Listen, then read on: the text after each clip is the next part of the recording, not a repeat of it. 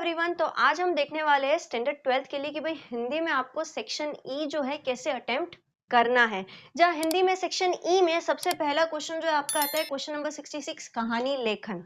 अब कहानी लेखन हमसे थोड़ा फ्रेंडली है ना, ऐसा तो नहीं है कि न्यू वर्ड है। कहानी लेखन यानी कि स्टोरी राइटिंग जो हम 6, 7, 8 स्टैंडर्ड में भी करते ही आ रहे हैं पहले से ही, स्टार्टिंग से ही, जहां सबसे पहले हमें मुद्दे दे दिए जाते हैं क्वेश्चन पेपर में और उसके अकॉर्डिंग जो है हमें कहानी लिखनी होती है। अब मुद्दे दिए जाते हैं तो मुद्दों को पढ़ के हम कहानी तो लिख देते हैं, लेकिन समटाइम्स हमारी गलती कहाँ होती है? शीर्षक देने में और बोध लिखने में, कि हम कहानी क्या कहना चाह रही है, कहानी एक्चुअल में क्या भाव व्यक्त कर रही है, वो हम एक्चुअल में बोध और शीर्षक में दर्शा नहीं पाते। और सबसे पहले जब आप मुद्दे पढ़ो, अब कहानी आपको जब सप्लीमेंट्री में लिखनी है, सबसे कुछ रूल्स बोलते हैं ना आपको ध्यान में रखने की, भाई पहले तो आपने कहानी पढ़ी, कहानी पढ़ते टाइम आपको पता चल जाना चाहिए कि एक्चुअल में कहानी क्या कह रही है। ऐसा तो नहीं है कि कोई नॉर्मल रेंडमली स्टोरी होगी, स्टोरी हमेशा कोई ना कोई हमें मॉरल तो देती ही होगी, और साथ साथ में मोरल देने के साथ साथ हमें ये भी कुछ ना कुछ भाव भी तो व्यक्त करनी बताती है ना, कि भाई या तो फिर कोई कहानी लालची पर्सन पे होगी, लालची व्यक्ति पे, या तो फिर कोई कहानी ईर्ष्या पे होगी कि हमें ईर्ष्या नहीं करनी चाहिए, ज्वेलसी फील नहीं करना चाहिए, या तो फिर कोई ना कोई ऐसे कोई भी भाव हमारे मन के जो भी इमोशंस है वो कोई ना कोई दर्शाती होगी, जिसमें से मुद्दे पढ़ने पे हमें पता चल जाएगा। अब कहानी पहला पैराग्राफ कैसे लिखते हैं? अब कहानी हमने रीड करी तो हमें सबसे पहले उसमें पात्र निकालने हैं, कितने कितने कैरेक्टर्स है, जिसमें से जो मेन कैरेक्टर है उसके लिए सबसे पहला इंट्रोडक्शन होगा फर्स्ट पैराग्राफ का। हाँ, जो फर्स्ट पैराग्राफ होता है आपका कहानी लेखन का, उसमें जो मेन कैरेक्टर है, कहानी का मेन कैरेक्टर है, वो कहाँ रहता है, वो कौन है, किस गांव का है, हम एज यूजुअल जैसे स्टार्ट करते हैं हिंदी में, वैसे ही जो है फर्स्ट पैराग्राफ हम स्टार्ट करेंगे। आप शीर्षक भले टॉप में देना चाहते हो तो ठीक है, नहीं तो समटाइम्स मैंने कुछ स्टूडेंट्स को देखा है कि भाई सप्लीमेंट्री के एंड, सप्लीमेंट्री एंड मतलब कि कहानी लेखन आपका खत्म हो जाता है ना, वहां पे अच्छी सी हेडिंग दी होती है कि भाई इस कहानी का योग्य शीर्षक और इस कहानी के लिए बोध। कुछ स्टूडेंट्स वैसे भी लिखते हैं, नो प्रॉब्लम, आप वैसे भी लिख सकते हो, या फिर जैसे हम नॉर्मली लिखते हैं कि भाई सबसे पहले हम कहानी स्टार्ट कर रहे हैं, हेडिंग लिखी, ठीक है, जो शीर्षक है वो हमने लिखा, और एट दी एंड पूरी कहानी खत्म हो गई और बोध लिखा, उस वे से भी हम लिख सकते हैं। अब कहानी का पहला पैराग्राफ कैसे लिखते हैं आपको पता चल गया। जो मेन कैरेक्टर होता है कहानी का, हमें रीड करने पे पता चलेगा ना, जो मेन कैरेक्टर होगा कहानी का, कोई भी पर्सन हो सकता है, उस कैरेक्टर के अकॉर्डिंग ही जो है आपको फर्स्ट पैराग्राफ का इंट्रो देना है, कि वो कौन है, क्या करता है, कहाँ रहता है। सेकेंड बात आती है कि अब कहानी की शुरुआत जो है आपको सेकेंड पैराग्राफ से कर देनी है। अब सेकेंड पैराग्राफ से जब आप स्टार्ट कर दो कि मेक श्योर टॉपिक के बाहर आप नहीं जाओ, क्योंकि आपने मुद्दे पढ़े हैं तो आपको विषय तो समझ में आ ही गया होगा कि कहानी किसके ऊपर गई है। कहानी का डायरेक्शन जैसे वैसे हो, फिर ऐसे नहीं हो कि कहानी कुछ और है और हमने इस डायरेक्शन में चले गए, कुछ और पेपर में लिखा हो। और समटाइम्स ना कुछ स्टूडेंट्स क्या करते हैं पता है, कहानी को ना एक पैराग्राफ में ही लिख देते हैं। मुद्दा आपको एक पैराग्राफ दिया होता है ना, वैसे ही कुछ 4-5 और बड़ा पैराग्राफ होगा 4-5 लाइंस का, और वैसा ही जो है कहानी लिख के खत्म कर देंगे। नहीं, प्रॉपरली राइटिंग का वे होना चाहिए ना कहानी का, जहाँ फर्स्ट पैराग्राफ में हमने इंट्रो दे दिया, क्या कैरेक्टर है ना, कहाँ का है। सेकंड में हमें कहानी स्टार्ट करनी है कि भाई एक दिन की बात है, क्या हुआ था, पूरा क्लाइमेक्स जो है वो अब हमें पैराग्राफ वाइज डिस्कस करना है, कि पहले सिनेरियो क्या था, सेकेंड पैराग्राफ में क्या हुआ था, ठीक है, और थर्ड पैराग्राफ में टोटली बताओ कि क्या कैसे हुआ था, कब हुआ था, है ना। हमें पता होना चाहिए कि किस पैराग्राफ में कैसी कैसी हमें बात लिखनी है, फिर सब हम मिक्सअप नहीं करना है हमें। अब थर्ड पैराग्राफ के बाद फोर्थ पैराग्राफ, फोर्थ के बाद फिफ्थ, जितने पैराग्राफ्स हम लिख सकते हैं, बट ऐसा नहीं है कि हम ओवर राइटिंग भी कर दे, कहानी को ज्यादा लंबी खींच ले। 1.5 पेज इनफ है कहानी के लिए, 1.5 पेज इनफ है, आपके 5 मार्क्स में आती है। अब 5 मार्क्स में ऐसा नहीं कि 2-3 पेज लिख दी, नहीं, 1.5 पेज इनफ है कहानी लेखन के लिए, जहां आप अगर अच्छे से विषय को समझ जाओगे ना कि कहानी हमें एक्चुअल में क्या भाव व्यक्त कर रही है, तो हमें शीर्षक देने में भी दिक्कत नहीं होगी और साथ साथ में बोध देने में भी दिक्कत नहीं होगी। आपके गाला का ही क्वेश्चन पेपर जो है उसका ही अगर मैं एग्जाम्पल दूं, उसमें से ही एक स्टोरी है दो स्त्रियों की कि भाई दो स्त्री होती है, एक बच्चे के लिए झगड़ना, फिर न्यायाधीश के पास जाना। अगर वो कहानी के एग्जाम्पल के साथ अगर मैं आपको समझाऊं तो आप शीर्षक क्या दोगे? सच्चा न्याय हुआ या न्यायाधीश ने सही न्याय किया। और इस कहानी से हमें सीख क्या मिलनी चाहिए वो हम जब पूरी कहानी अच्छे से लिखेंगे समझेंगे तब हमें पता चलेगा ना। जहाँ दो स्त्रियां होती है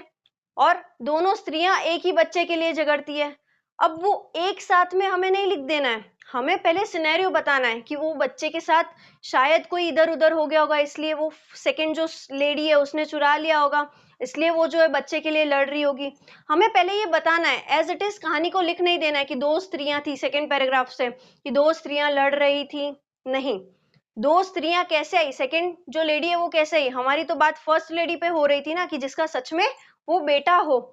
सेकंड लेडी कैसे आई, क्या सिनेरियो हुआ, वो बच्चा उसके पास कैसे पहुंचा, दोनों का झगड़ा फिर कैसे स्टार्ट हुआ। वैसे हम लाइन वाइज जाएंगे ना, डायरेक्टली उठा के ऐसे तो नहीं कि दोनों लेडीज जो है वो झगड़ा कर रही है, ऐसे लिखेंगे तो फिर अच्छा नहीं लगेगा, ना ही प्रॉपरली राइटिंग का आपका वे दिखेगा। तो प्रॉपरली लिखना कैसे वो तो आपको समझ में आ गया होगा। अब स्टोरी के एंड में हमें क्या सीख मिलती है कि हमें कभी झूठ नहीं बोलना चाहिए। अब जब वो स्टोरी थी उसका एंड कैसे होता है कि जहाँ न्यायाधीश जो है वो बोलते हैं कि भाई बच्चे को जो है काटो, बच्चे को जो है दो भाग कर दो और एक भाग जो है इस लेडी को मिल जाएगा और एक भाग जो है उस लेडी को मिल जाएगा। दोनों में से एक लेडी ने बोला जो उसकी रियल मदर थी कि भाई मेरे बच्चों को जो है मेरे बच्चे को जो है हानि मत पहुंचाओ, आप जो है इसको सौंप दो। तो यहाँ से हमें पकड़ में आ जाता है ना कि भाई वो लेडी ही इसकी रियल मदर है। जो माँ अपने बच्चे का हमेशा भला चाहेगी वो कभी अपने बच्चे का बुरा नहीं चाहेगी। ये भी एक हमारी सीख हो गई कि माँ तो माँ होती है, जो माँ हमेशा अपने बच्चे को दिल से चाहेगी वो माँ कभी अपने बच्चे को दुख में नहीं देखना चाहेगी। ये भी हम सीख ले सकते हैं ना ममा के ऊपर ही जो है ये स्टोरी कि कैसे एक मदर अपने बच्चे को लेके कैसे कॉन्शियस है, कितना केयर कर रही है। और इसका उपदेश्य एट द एंड की स्टोरी से हमें क्या सीख मिलती है वो तो हम इधर लिखेंगे, लेकिन इस स्टोरी का एट द एंड कैसे हुआ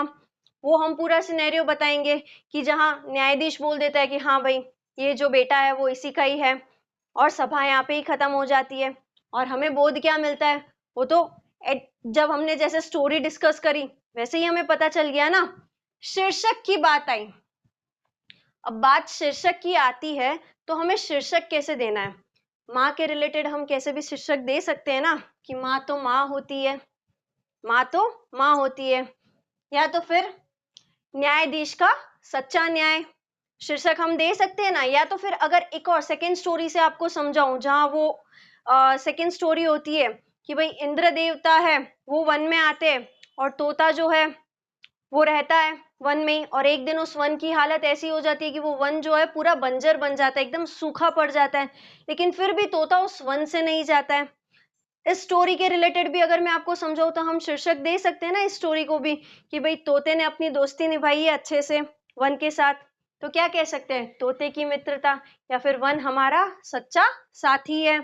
शीर्षक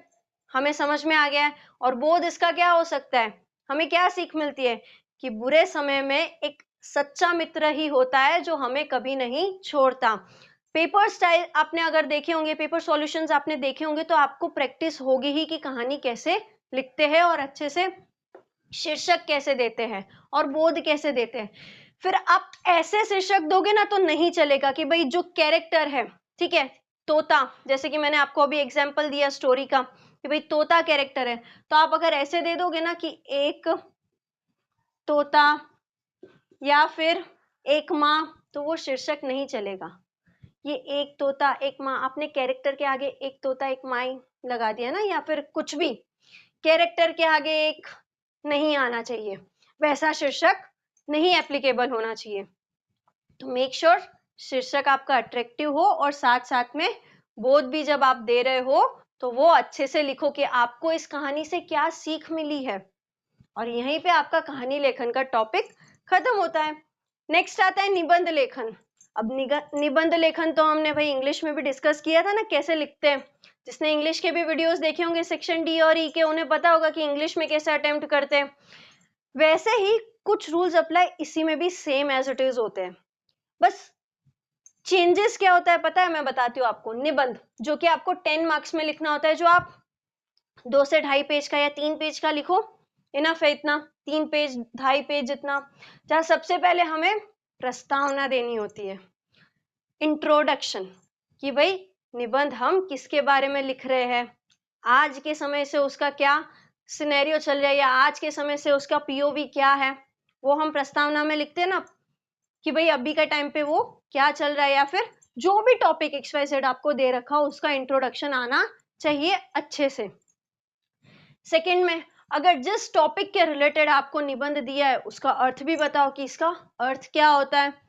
नेक्स्ट, महत्व, प्रभाव, लाभ, हानियां, उपाय, उपसंहार। उपसंहार तो भाई लास्ट का टॉपिक है, चलो हमारे लिए इतना काम का है अभी कि भाई सेकंड, थर्ड, फोर्थ जितने भी हम पैराग्राफ लिख रहे हैं, या फिर मान लो 3, 4, 5 जितने हमने पैराग्राफ लिखे, उसमें हमें अब जो आपको टॉपिक दिया है उसका क्या महत्व है, साथ साथ में उसका क्या प्रभाव, क्या इफेक्ट्स है ना, क्या इंपॉर्टेंस है, क्या इफेक्ट्स है, क्या लाभ है, क्या बेनिफिट्स है, और साथ साथ में हानियां, हमें इससे क्या हार्मफुल हो सकता है, क्या हार्मफुल है, क्या क्या हार्मफुलनेसेस है, और साथ साथ में इधर उपाय, रेमेडीज जो हम डिस्कस करते हैं, है ना, एडवांटेजेस डिसएडवांटेजेस की तरह तो हुआ जो हमने इंग्लिश में देखा था, वैसे ही आपको टॉपिक के रिलेटेड लिखना है। अब हिंदी में ना समटाइम्स कुछ स्टोरी रिलेटेड या कोई पर्सन रिलेटेड भी जो है आपको निबंध लेखन आ सकता है, और निबंध लेखन में भी आपको मुद्दे दिए हुए होते हैं, उसको अच्छे से रीड करोगे तो आपको लिखना कैसे है, पैराग्राफ की स्टार्टिंग कैसे करनी है, वो आपको क्लियरली समझ में आ जाएगा। अब बात आती है यहाँ की सॉरी, कि भाई जहाँ पे आपको हिंदी में मुहावरे का इस्तेमाल करना होता है, और नारे, या फिर कह सकते हैं इंग्लिश में स्लोगन्स। अब इंग्लिश के पेपर में भी हम कोट्स लिखते हैं, फैक्ट्स लिखते हैं ना, कि भाई जिससे हमारा कॉम्पो अच्छा दिखे, ऐसे हमारा अच्छा दिखे,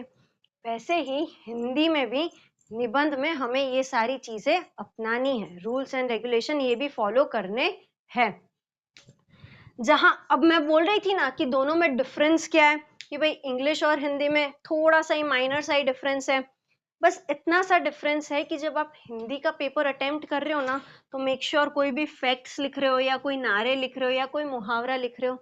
हिंदी का पेपर लिख रहे हो ना, तो बेटर है हिंदी लैंग्वेज में ही लिखो। अब हिंदी का पूरा कॉम्पो इतना अच्छा लिखा है, लेकिन स्लोगन्स जो है वो इंग्लिश में लिख दिए, या फिर कुछ कोट्स है वो हिंदी में लिख दिए, तो वो थोड़ा सा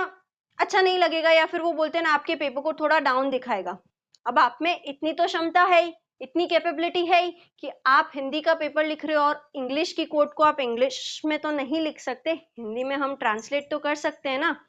तो बेटर है इंग्लिश की चीजें इंग्लिश में ही लिखो, और इंग्लिश के पेपर में, और हिंदी की चीजें जो है हिंदी में ट्रांसलेट करके, चाहे कुछ भी हो वो हमें इधर हिंदी में ही लिखना है। चाहे कोई भी आपको मुहावरे याद आ रहे हो, या फिर कोई नारे याद आए हो, कोई भी फैक्ट्स याद आ रहे हो, बेटर है हिंदी लैंग्वेज में ही उसको लिखो, इन्वर्टेड कॉमा में, पैराग्राफ्स के बीच में, कि भाई एक पैराग्राफ खत्म हो गया, 2 पैराग्राफ खत्म हो गया, इधर जो है अब 2 लाइन में बड़ी सी हैंडराइटिंग में हमने कोट्स लिख दिया है, लेकिन हिंदी लैंग्वेज में। अब एट दी एंड आता है उपसंहार, कंक्लूजन। अब कंक्लूजन में हम क्या लिखते आए, कि जो भी हमने कॉम्पो डिस्कस किया, जो भी हमने निबंध किया, उसका क्या कंक्लूजन होता है, हमारे पीओवीज हम इसमें लिखते हैं कि हमारे दृश्य से क्या होना चाहिए इधर, और साथ साथ में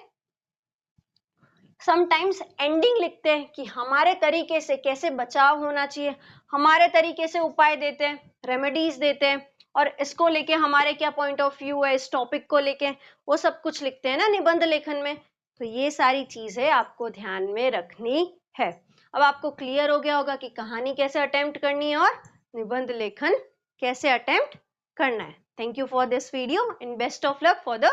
हिंदी एग्जाम।